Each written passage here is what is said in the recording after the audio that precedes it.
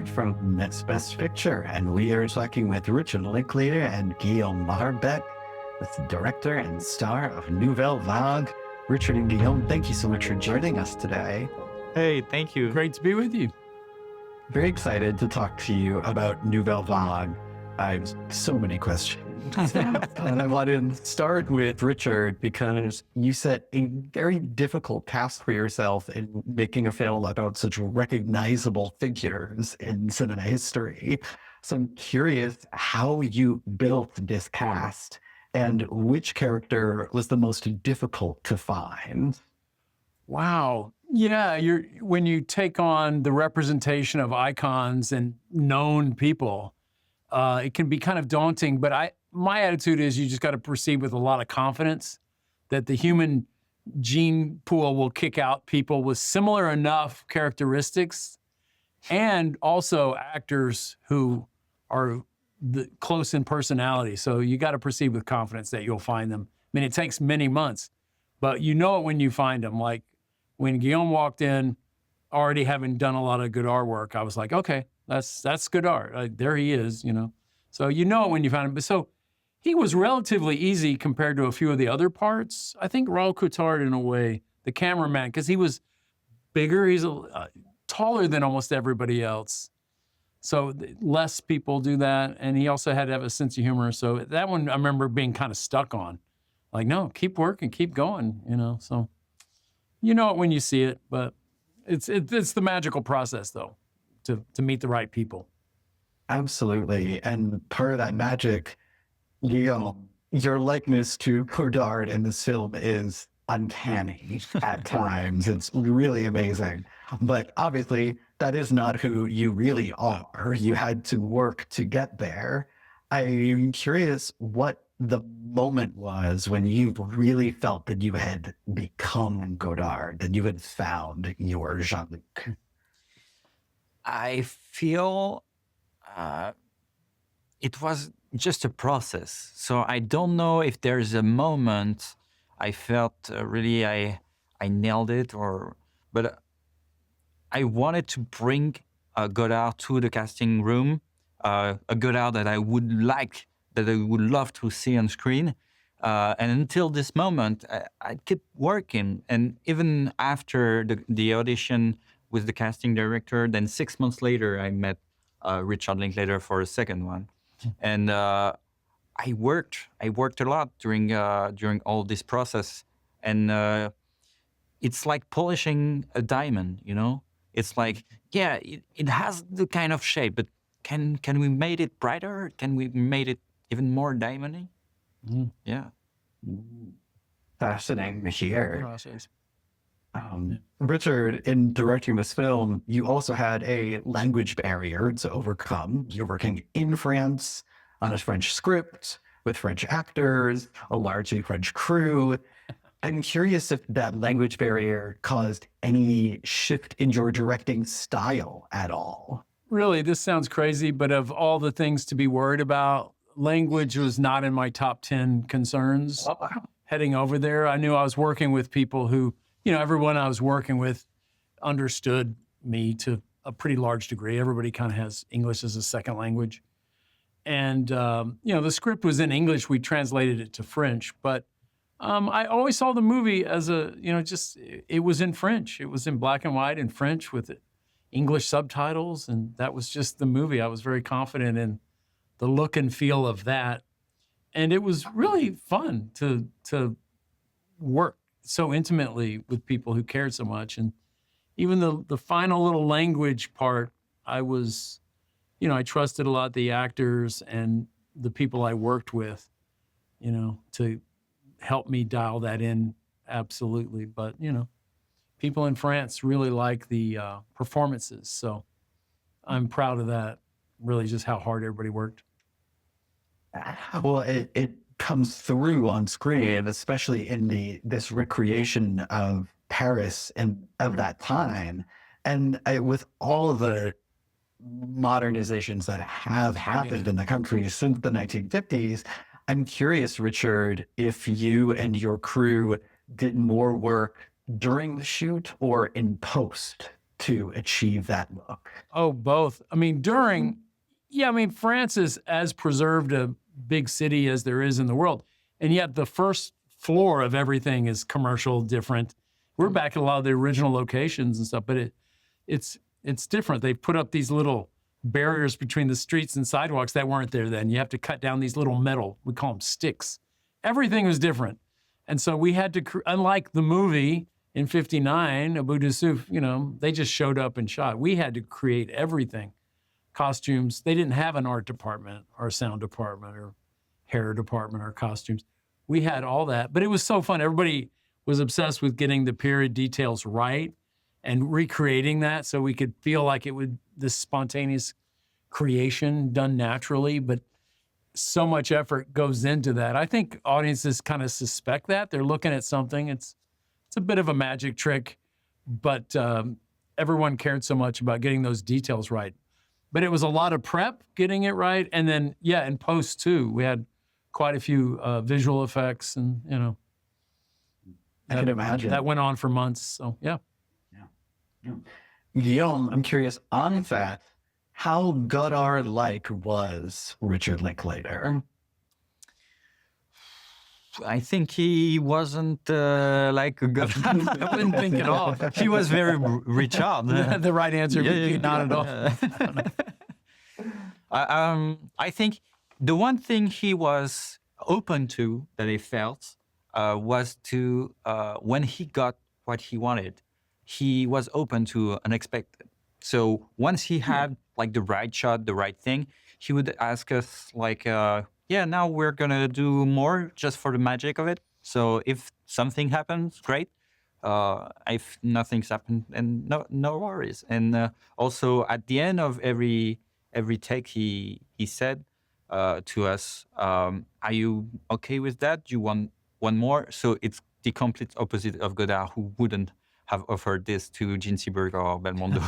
It's like moving on. I got it. Yeah. Yeah. No, I'm very, very collaborative. I think I have a little bit of acting training in my background, enough to want that kind of thoroughness and respect, probably. So, every movie's different, Every movie's different, but all that comes through on the screen in this film. It is an absolute delight to see. I have loved watching it both at Cannes and at the New York Film Festival, and it just plays. So both of you, thank you so much for your work on the film, and thank you for speaking with us today. Yeah, thank you so Thank you much. very much. Really nice talking with you. Yeah. Thanks. Have a good day, story day, everybody. Bye bye. Right, appreciate Au revoir. it. Bye. Hi, this is Dan Bayer from Next Best Picture, and we are talking with Aubry Dullin and Zoey Deutch, two of the stars of Nouvelle Vague. Aubry, Zoey, thank you so much for joining us today. Thanks. Nice to meet you. How are you? Doing well. Where are you? I am in New York, but I'm very curious to talk to you guys about your work on this film because your real life dynamic is the opposite of the characters in the film, because Jean-Paul had worked with Godard before and had to tell Jean Seberg that about what he was like as a director. And in That's real life, true. Zoey, you had worked with Richard on Everybody Wants Some, and Aubry hadn't worked with him before. That's a great point. We have Yeah. not put that together. So, Zoey, I'm curious, what, if anything, you told Aubry about Richard as a director before the shoot got underway? Well, they had met and had a relationship before I met Aubry. So I got to Paris and everyone had sort of met and talked, and I was the last person to meet everyone. Obviously, I knew Rick well.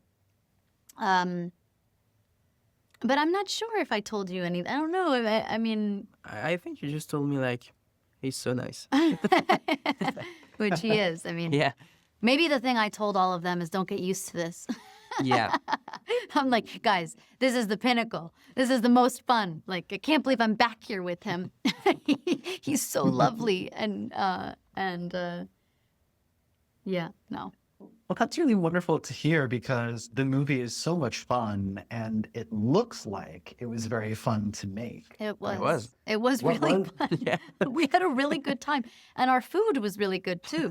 We had the best lunches I've ever had on set. And for a small independent movie, that's the first thing on the budget to be, let's put that down. I mean, God damn, our lunches were good.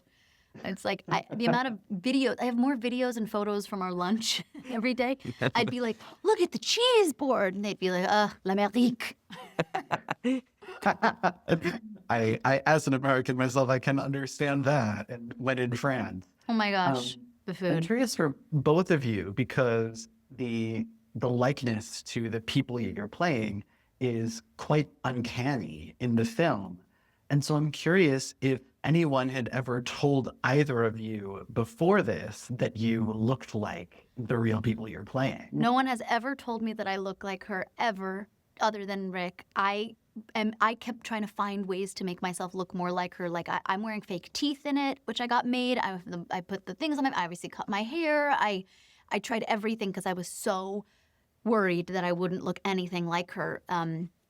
I've been told I look like Natalie Wood. I've been told I look like a lot of other people, but never Jean, other than Rick. But you, obviously, he looks. That's sort of obvious. Yeah. Yeah. Some old guy told me like when I was 16 that I'm looking like young Belmondo, but not that Old much. guy. Like there were not 100 people like harassing me in the street like, oh, you look like Belmondo. No, just one or two. Just maybe. one old guy. Yeah, one old guy. Oh, okay. And thanks to him. Yeah, Thank you. because he knew. Yeah, as a result of the old guy. So especially given that no one had clocked your resemblance to these people before, and you are so uncanny in the film, what was the moment for both of you when you really felt like you had become the character?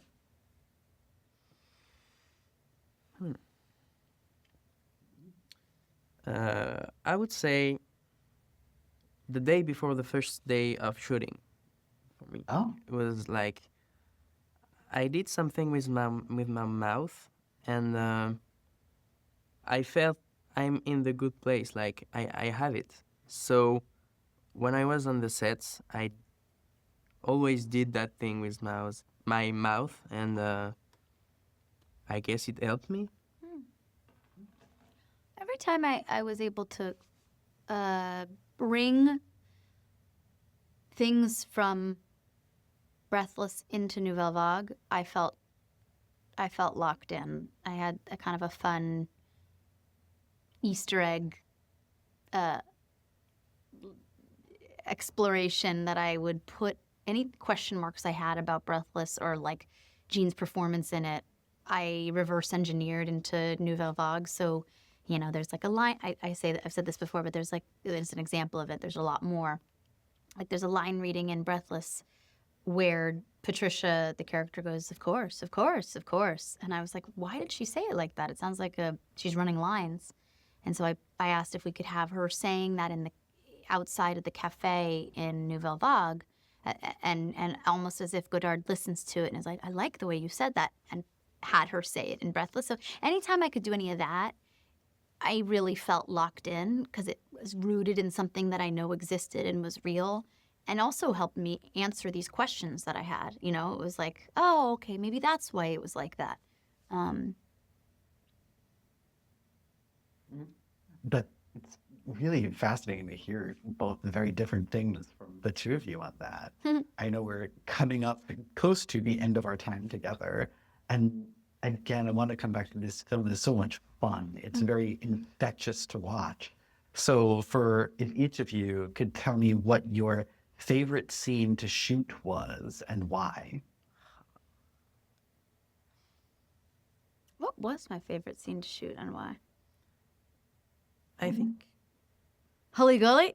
No, not the legally.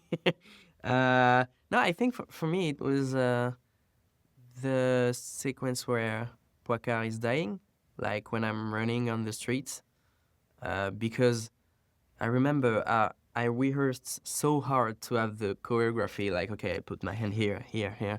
And when I arrived on the street, Richard told me like, oh no, you don't have to do exactly the same.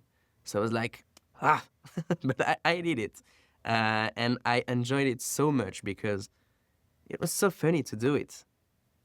I don't know what I loved. I did love shooting the scene at her house when you come to visit. Yeah.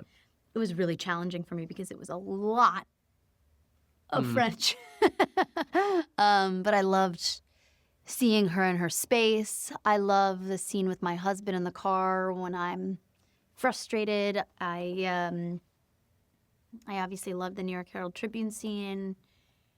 I don't know, all of them. There are many magical moments in the film. It's a lot of fun to watch, and I thank you guys so much for the magic that you brought to it. Thank you so much. Thank you for joining us today. Have a great day. Bye.